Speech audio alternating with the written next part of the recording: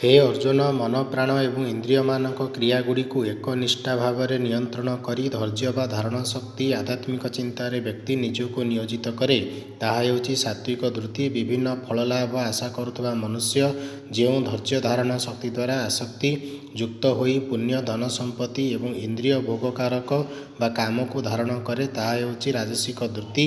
ହେ ପାର୍ଥ, ମନୁଷ୍ୟ ଯେଉଁ ଧୃତି ବା ଧାରଣ ଶକ୍ତି ଦ୍ୱାରା ନିଦ୍ରା, ଭୟ, ଚିନ୍ତା, ଦୁଃଖ, ଗର୍ଭକୁ ଛାଡ଼େ ନାହିଁ ଅର୍ଥାତ୍ ଧରି ରଖେ, ତାହା ହେଉଛି ତାମସିକ ଦୃତି।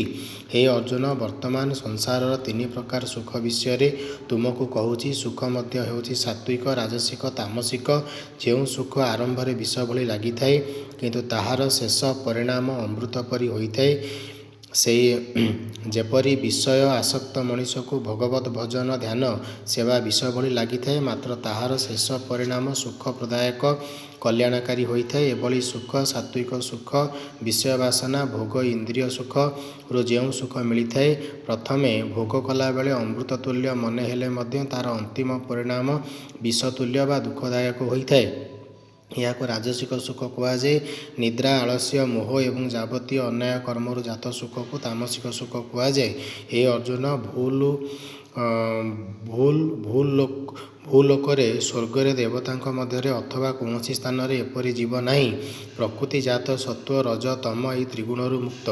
ବ୍ରାହ୍ମଣ, କ୍ଷତ୍ରିୟ, ବୈଶ୍ୟ ତଥା ଶୂଦ୍ରମାନଙ୍କ କର୍ମଗୁଡ଼ିକ ସ୍ୱଭାବରୁ ଉତ୍ପନ୍ନ ଗୁଣମାନଙ୍କୁ ନେଇ ବିଭକ୍ତ କରାଯାଇଛି। ମନ, ଇନ୍ଦ୍ରିୟମାନଙ୍କ ଉପରେ ସଂଯମ ରଖିବା, ଧର୍ମ ପାଳନ ପାଇଁ କଷ୍ଟ ସହିବା ବା ତପ ଜପ କରିବା, ନିଜର ବାହାର ଅନ୍ତରରେ ଶୁଦ୍ଧ ବା ପବିତ୍ର ରହିବା, ଅନ୍ୟର ଅପରାଧ କ୍ଷମା କରିବା, ଦେବପୂଜା, ଯଜ୍ଞକର୍ମ, ଶାସ୍ତ୍ର ଅଧ୍ୟୟନ ଏବଂ ଅଧ୍ୟାପନ କରିବା, ପରମାତ୍ମା ତତ୍ତ୍ୱକୁ ଅନୁଭବ କରିବା, ଏହି କର୍ମ ହେଉଛି ବ୍ରାହ୍ମଣମାନଙ୍କ ସ୍ୱଭାବଜାତ କର୍ମ। ପରାକ୍ରମ, ତେଜ, ଦକ୍ଷତା, ଯୁଦ୍ଧରୁ ପଳାୟନ କରିବା, ଦାନ ଦେବା, ରାଜଶାସନ ଏବଂ ଈଶ୍ୱର ବିଶ୍ୱାସ ଏସବୁ କ୍ଷତ୍ରିୟର କର୍ମ। କୃଷିକାର୍ଯ୍ୟ, ପଶୁପାଳନ ଏବଂ ବେପାର ବାଣିଜ୍ୟ ଆଦି ହେଉଛି ବୈଶ୍ୟ କର୍ମ। ବ୍ରାହ୍ମଣ, କ୍ଷତ୍ରିୟ, ବୈଶ୍ୟର ସେବା ହେଉଛି ଶୂଦ୍ରର କର୍ମ। ହେ ଅର୍ଜୁନ, ନିଜ ନିଜର ସ୍ୱାଭାବିକ କର୍ମରେ ତତ୍ପରତା ସହିତ ଲାଗି ରହିଥିବା ମନୁଷ୍ୟ କର୍ମ କରି କିପରି ପରମ ସିଦ୍ଧି ଲାଭ କରେ ଏବେ ତୁମେ ତାହା ଶୁଣ। ଯେଉଁ ପରମାତ୍ମା ସମସ୍ତ ପ୍ରାଣୀଙ୍କ ସୃଷ୍ଟିକର୍ତ୍ତା, ଯାହାଙ୍କ ଦ୍ୱାରା ଏହି ସଚରାଚର ଜଗତ ପରିବ୍ୟାପ୍ତ, ସେହି ପରମେଶ୍ୱରଙ୍କୁ ନିଜର ସ୍ୱାଭାବିକ କର୍ମ ଦ୍ୱାରା ପୂଜା କରି ଅର୍ଥାତ୍ ନିଜର ସ୍ୱଭାବଜାତ କର୍ମ ଦ୍ୱାରା ଆରାଧନା କରି ଜଣେ ସିଦ୍ଧିଲାଭ କରିପାରେ।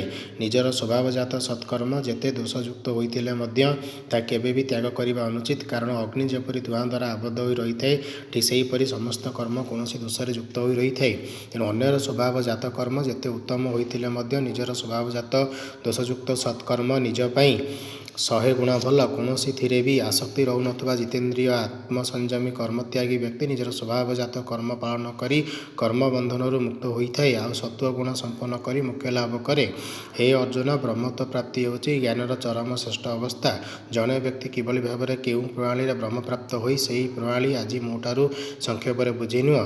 ପବିତ୍ର ସ୍ଥାନରେ ନିବାସ କରୁଥିବା, ସାତ୍ୱିକ ଆହାର କରୁଥିବା, ବିଶୁଦ୍ଧ ବୁଦ୍ଧିଯୁକ୍ତ ହେଇଥିବା, ନିଜର ଅନ୍ତଃକରଣ ଇନ୍ଦ୍ରିୟମାନଙ୍କୁ ସଂଯମ କରି ମନ, ବାଣୀ ଏବଂ ଶରୀରକୁ ବଶରେ ରଖିଥିବା, ରାଗ ଦ୍ୱେଷକୁ ସର୍ବଦା ନଷ୍ଟ କରି ଦୃଢ଼ ବୈରାଗୀ ହୋଇଥିବା ଏବଂ ଗର୍ବ, ଅହଙ୍କାର, ବଳ, କାମ, କ୍ରୋଧକୁ ତ୍ୟାଗ କରି ସର୍ବଦା ଶାନ୍ତ ନିର୍ବିକାର ରହୁଥିବା ତଥା ସମସ୍ତ ପ୍ରାଣୀଙ୍କଠାରେ ସମଦର୍ଶୀ ଭାବ ସମ୍ପନ୍ନ ବ୍ୟକ୍ତି ଧ୍ୟାନ ଯୋଗକୁ ପାଥେୟ କରି ନିଜର ସ୍ୱଭାବଜାତ କର୍ମ ସୁଚାରୁରୂପେ ସମ୍ପାଦନ କଲେ ବ୍ରହ୍ମତ୍ୱ ପ୍ରାପ୍ତ ହୋଇ ସିଦ୍ଧିଲାଭ କରିଥାଏ ଏବଂ ମୋକ୍ଷ ପ୍ରାପ୍ତ ହୁଏ। ସେହିପରି ପ୍ରସନ୍ନଚିତ୍ତ ବ୍ୟକ୍ତି କାହାରି ପାଇଁ ଦୁଃଖ କରନ୍ତି ନାହିଁ, କିଛି ବି ଆକାଂକ୍ଷା ରଖନ୍ତି ନାହିଁ। ବ୍ରହ୍ମତ୍ୱ ପ୍ରାପ୍ତି ଦ୍ୱାରା ମୋତେ ଅର୍ଥାତ୍ ପରମାତ୍ମାଙ୍କୁ ଓତପ୍ରୋତ ଭାବେ ଅନୁଭବ କରି ସେହି କ୍ଷଣି ପରମାତ୍ମାଙ୍କ ଭିତରେ ଲୀନ ହୋଇ ଏକାକାର ହୋଇଯାଆନ୍ତି। ହେ ଅର୍ଜୁନ, ତୁମେ ଅହଙ୍କାର ବଶବର୍ତ୍ତୀ ହୋଇ ମୁଁ ଯୁଦ୍ଧ କରିବି ନାହିଁ ବୋଲି କହୁଛ।